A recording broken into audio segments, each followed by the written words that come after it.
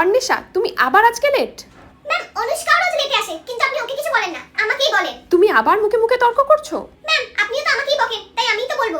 প্রীতি স্কিনটা কি সুন্দর নাকি চকচকে? সুন্দর। তুই জানিস স্কুলে আসার আগে মেকআপ করে আসে? আরে আমি মেকআপ করি কেন আসবে?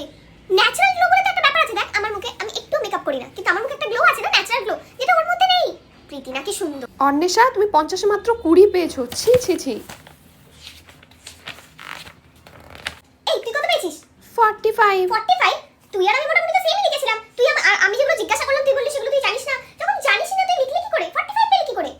এই জানিস তো, ওকে আমি যখন জিজ্ঞাসা করলাম ও বলল আমি জানি না। ও যদি জানতো তাহলে তো আমাকে বলতো, আর না জানলে ও খাতায় লিখলো কি করে? আমি জানি সব। সিনিয়র দাদাটা তোর বয়ফ্রেন্ড, ওর পাশেই বসে আর সব বলে দেয়। হ্যাঁ। প্রিয়ার চুলটা দেখ কি সুন্দর। এই রিয়া, আমার চুলটা কেমন রে? আমার চুলটাও শাইনি না? দেখ, আমার চুলটাও শাইনি না? আমি কিছুই করি না, কিন্তু আমার চুলটা কত শাইনি বল। ঘোড়ার লেজের মতো।